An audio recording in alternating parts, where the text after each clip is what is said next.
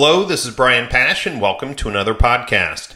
This week, I want to talk about Facebook's stunning decision to kill off third-party data providers for their ad targeting. And I also want to discuss how this decision will impact automotive advertising on social media.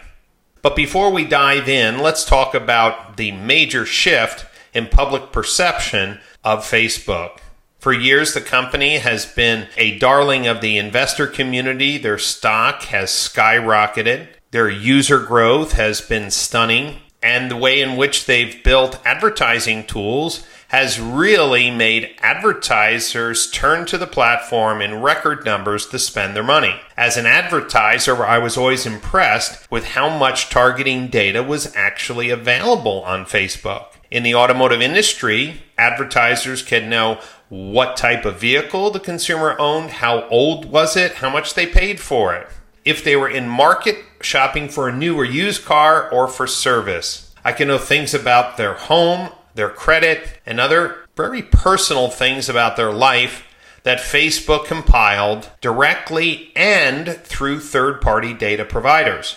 I applaud Facebook for reinventing their advertising platform and eliminating third-party data if that's what the consumer really wants, if that's what regulators are really fearful of. They've jumped in front of the problem, and this most likely should have been done much sooner, but I do applaud their decision to make practical and tangible steps to make the Facebook user community feel more protected. Now let's talk about the implications in the auto industry.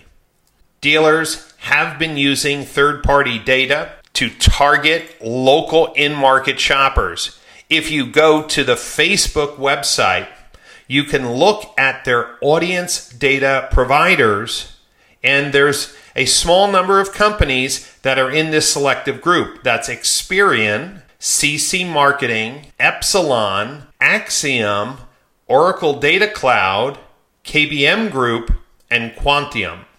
These 7 companies are part of what was the partner program at Facebook, and their partner contribution was to bring rich third-party data that could be matched up with Facebook user profiles.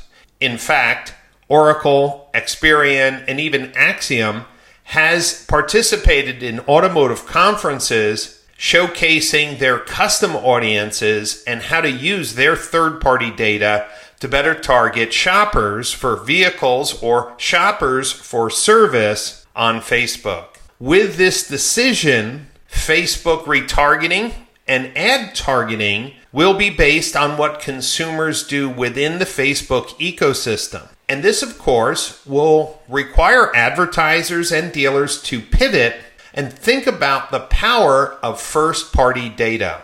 I'm going to talk about 2 types of first-party data in this podcast. The first is the dealer's DMS. Some could argue that the DMS is the perfect picture of the dealer's ideal customer. When you think about it, a dealer who's been operating in the same community for 10, 15, 20 years has a wealth of information on local consumers who have purchased a new or used car or serviced their vehicle at their dealership.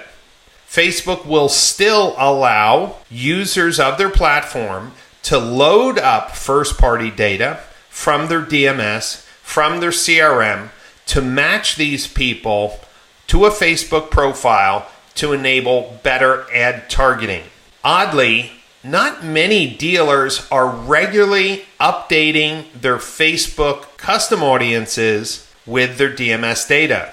And I think this decision will bring new light on the importance to develop a process to leverage your first-party data, consumers who've reached out to you for information about purchasing a car or servicing their vehicle or warranty repairs or recall data. All of that information now becomes more important than ever because dealers couldn't just easily rely on the data hygiene and data collection practices from the 7 companies in the Facebook audience data provider network. The second piece of first-party data that comes to mind is third-party classified portals.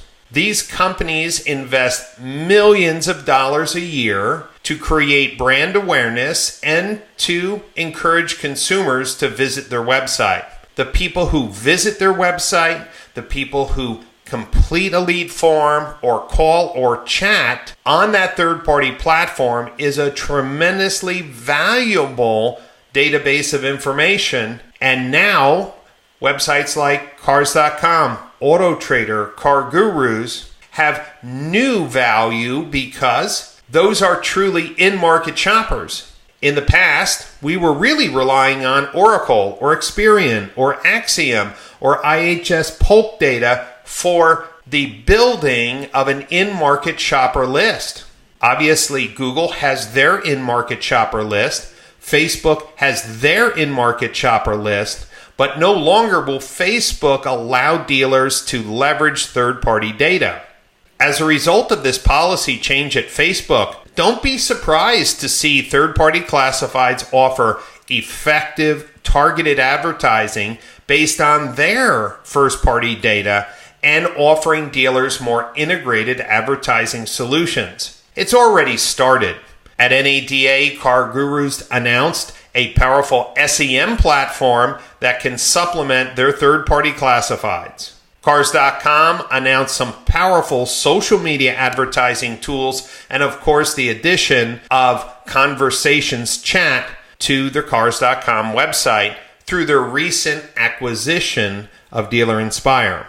All of these pivots that are happening in the automotive industry are related to first-party data. Remember, the companies that participate in an ecosystem of data sharing, like how CDK partners with CarGurus and Edmunds, or like Cox Automotive partners with KBB and Autotrader.com, this first-party data is going to become extremely valuable as dealers look to target in-market shoppers with a relevant, appropriate message. And of course, these custom audiences were never explained on actually how they were created, meaning how does Oracle know, how does Experian know what an in-market shopper is? I've heard explanations, but there's very little that a dealer can do or an agency can do to validate how those lists are created. However, consumers who are going to TrueCar or CarGurus or Cars.com or KBB, they're there for a purpose. They're not there shopping for shoes or a blouse. They're not there to schedule service. So unlike AdWords, where about 50% of the conversions generated on new and used car campaigns are actually for sales, the people who are going to Cars.com or Edmunds or CarGurus are really focused on one thing, and that is to learn about their new car, their next purchase, to compare price in a transparent ecosystem.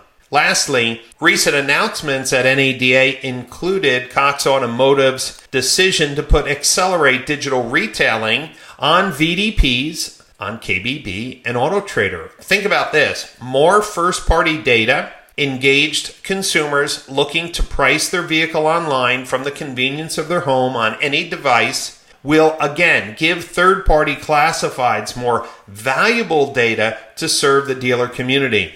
As we look at these recent developments on Facebook, third-party classifieds and other automotive data providers have to be careful on how they use consumer data and how their privacy policies and data collection practices are aligned to avoid similar scrutiny. So, as I stand back as an avid fan of Facebook advertising, of course, the strategies that I recommend to dealers are now going to have to change. And for dealers who are looking to replace that valuable first-party data that they thought they were getting from Facebook, but really was a combination of Facebook first-party data and third-party providers, are going to need to turn to other sources that have actual intent documented. The shopping activity, for example, on third-party classifieds would be one of those examples. So the great thing about this industry is it never gets boring. I'm super excited that every month there's a new thing to consider, something new to write about, something new to test with dealers who appreciate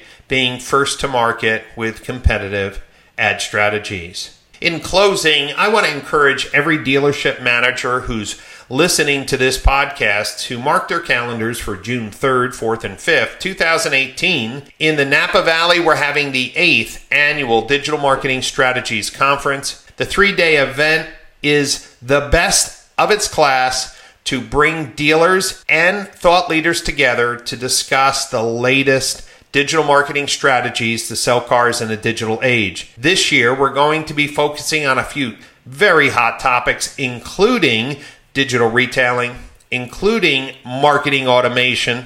Absolutely, we're going to be talking about Facebook advertising and the implications of this new data policy. And of course, we're always continually looking for ways to remove the friction in the sales process to help dealers sell more cars in a digital age. I look forward to seeing many of you in Napa at the DMSC conference. And those of you who can't make it, well, continue to listen to the podcast that I post every week for the benefit of the larger dealer community.